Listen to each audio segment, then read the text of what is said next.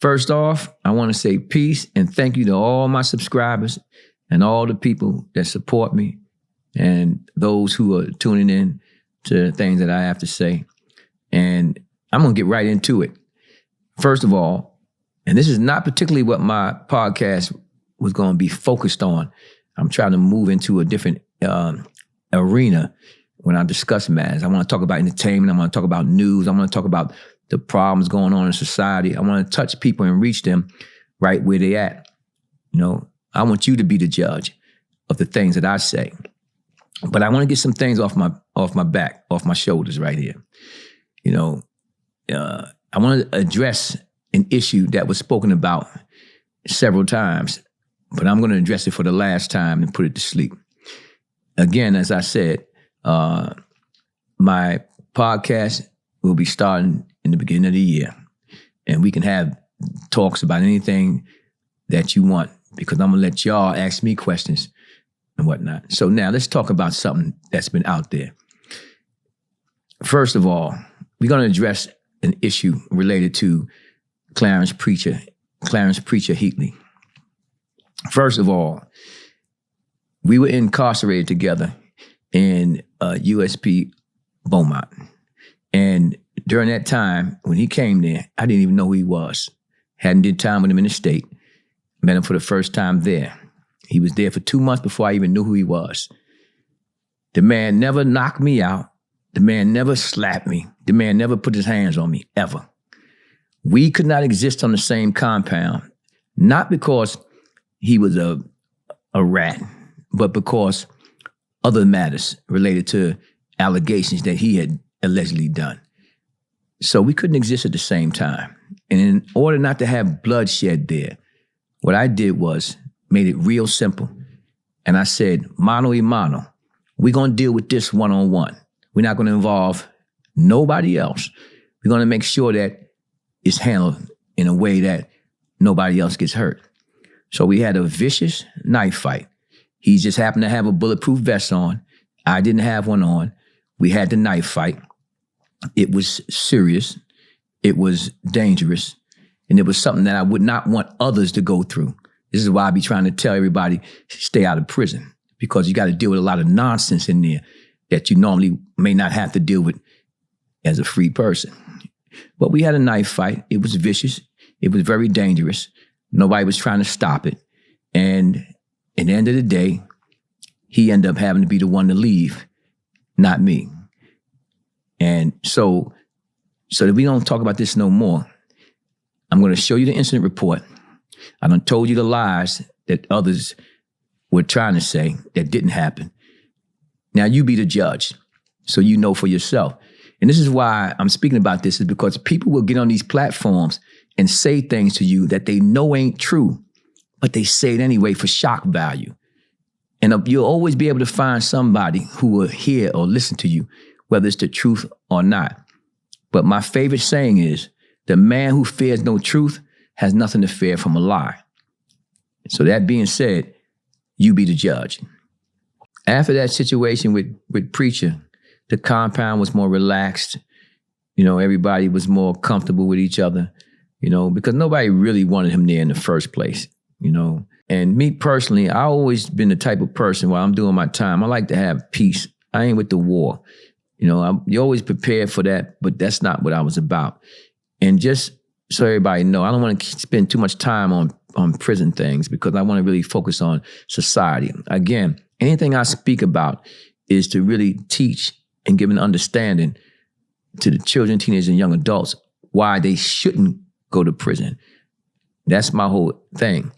But while I was in prison, from the very first time I came in, I remember being in MCC, New York.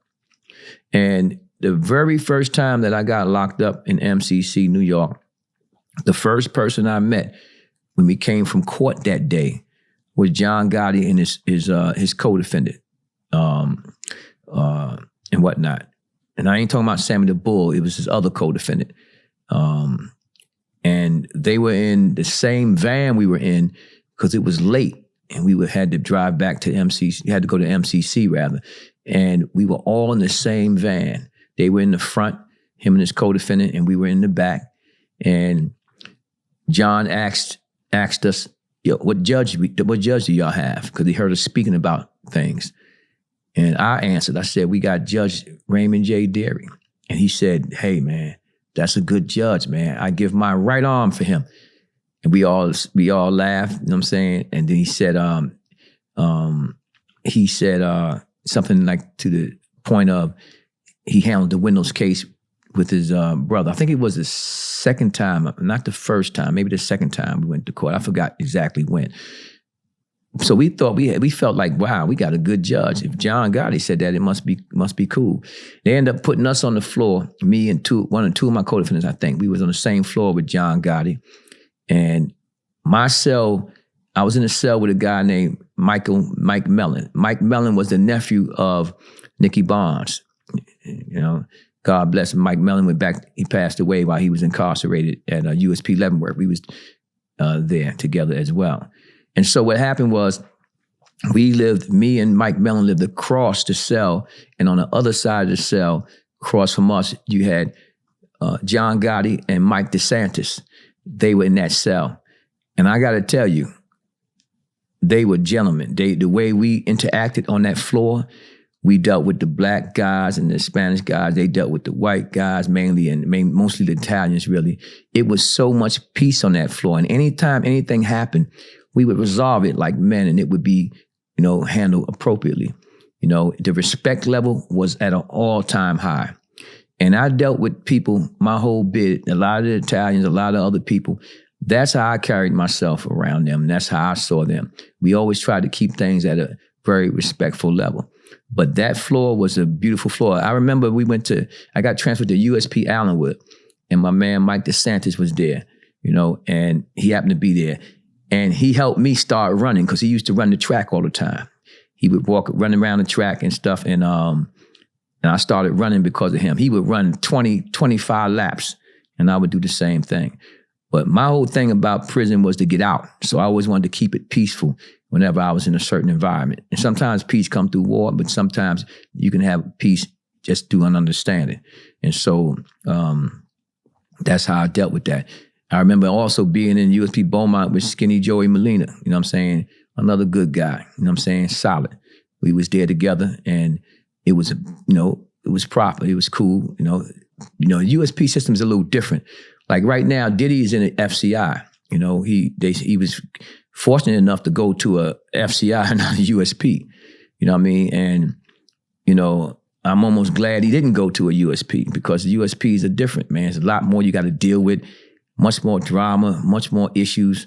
In USP, you got some of the worstest people in there. You know what I'm saying? So it's much more problems. My whole 34 and a half years in federal prison after I got convicted was in the United States prison system, was in the USPs, they call it, United States penitentiaries. And so, Diddy kind of came up going to them FCIs, you know what I'm saying? But me, myself, when I was in prison, my thing was I always tried to keep peace. I always tried to resolve matters in a graceful way, because the whole job, the whole thing about being in prison is to get out and be released back to society. And if you are any kind of person who reflects on his own past, then you know that the reason why you was in there, you have to make sure that the reason why you was in there is that it shows forth that you learned something, that you come home and that you change, and you be able to help people to prevent others from following in your footsteps. To me, that's the only reason. You fight, you get out, you fight hard to get out, and you get home and you just try to change your life around, and you be a better version of yourself before you went in. Now, I want to move on to another topic that's very important. A lot of people think that people don't deserve second chances in life. I was given a second chance. I was released from prison after 34 and a half years. And I was released because while I was in prison, I changed my life around to the point where I started not only reflecting on the things that I did, but I also started helping others reflect on the things that they did. And I participated in programs. I was a mentor. And I was able to change a lot of lives, especially people who were going home who didn't have life sentences. And I was trying to tell them, man, listen, man, don't throw your life away in here. coming to prison, back and forth to prison, man. Get out there, man. Make a difference in your life with your family, your community. You know what I'm saying? And that's what I paid attention to. That's what I did most of my time. So when I gave the judge, in my case, the First Step Act is how I got out of prison. And what I did was I gave the judge letters from different inmates who wrote letters on my behalf on how they changed their life around. And I gave other letters as well from the community. And the judge saw in his decision, when he released me, he said, this man's changed his life around, and I believe he can be a productive, law-abiding citizen. So he gave me the opportunity to come home after 34 and a half years, and I intend to live up to those expectations. A lot of people, when they speak about me, they always speak about the past, but not what I'm doing in the present. Either they ignoring it or they don't know. Either way, to tell one side of the story, not two, is really a disservice to the people that they're speaking to. But it's cool because a lot of people are trying to get clicks. They ain't trying to deal with the truth of the matter. On my podcast, all you're going to hear about is the truth. I'm going to be speaking. I'm going to bring other people up to speak that you haven't listened to, heard from probably because they don't want to go on certain podcasts because the way people deal with matters, they're not truthful. And this podcast is going to be a place where you can have a voice. So stay tuned. I always had a plan for it to be sometime in the beginning of the year. I'm speaking now, though, because sometimes I want to address some things that I hear. Most of the time, I don't pay no attention to it. But other times when I see it, I say, damn, this is such a lie. I have to say something. And a lot of people want me to say something, especially to some of the things that they're hearing. And so that being said, I want to speak about something else that's important that's been going on. People don't really understand the difference between a pardon and a clemency and the First Step Act. The First Step Act has nothing whatsoever to do with pardons and clemencies. The First Step Act is something completely different. That's what I came home under, the First Step Act. Now, a pardon, a governor can issue a pardon in the state, and in the feds, a president can issue a pardon. For instance, President Trump, he can issue pardons to anybody he deems appropriate. That's the power that he had. Biden had the same power. Obama had the same power. It's no different from him or any others. And a pardon is when they can absolve the crime completely. Clemency is a little different. In clemency, it's an act of mercy to relieve you from the punishment of the crime that you were convicted of. So if a person, a president, a governor, or a president see that you changed your life around when you was incarcerated, and they see that you're doing the right thing, and there's no other laws that could help you, you can petition the governor or the president of the United States, and he can give you a pardon. And he can issue that pardon, and you can be released. Or you can issue a clemency, and it absolve you of the particular punishment of the crime, but not the crime itself. And I'll get into these other things as well in my podcast. Like I said, my podcast is going to be about entertainment, news, the law, whatever you want to speak about. It's going to be what the people want to speak about, basically. So that's where I'm at with it. Before we close, my book, From the Cradle to the Grave, Chronicles of a Criminalized Class, is available for pre-order. All copies are signed by me. The link is available in the description. Place your orders today, your pre-orders today before it sell out. I'm going to read a small excerpt from the book.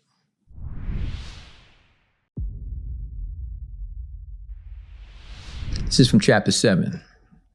Ironically, the person outside my family who would leave the deepest imprint on the course of my life was someone I barely knew. I had passed his house countless times while delivering newspapers, glimpsed him from my unicycle as I rode to and from my paternal grandparents' apartment in the 40 projects. Yet I had never spoken to him at length for more than a few minutes. We were the same age, lived just blocks apart, yet we attended different elementary schools.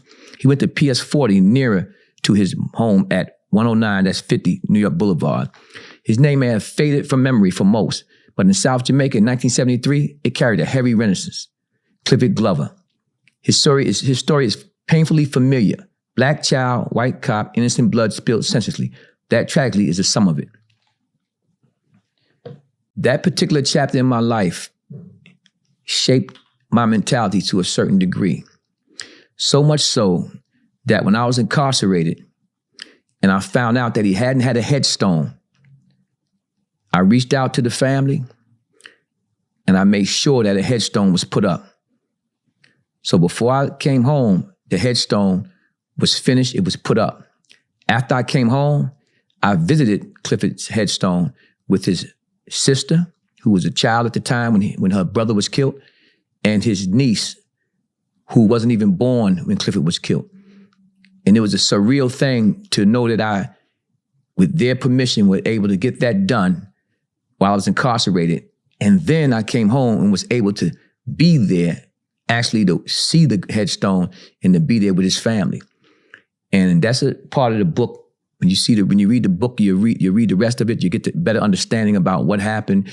You'll see what happened to me as a result of it. And I'm not going to give up everything else. You have to get the book to see it. But trust me, it's an eye-opener, and it teaches, and it'll be something that you will say that was worth reading. So for now, I just want to thank everybody again. I appreciate everyone. I love my subscribers and my supporters.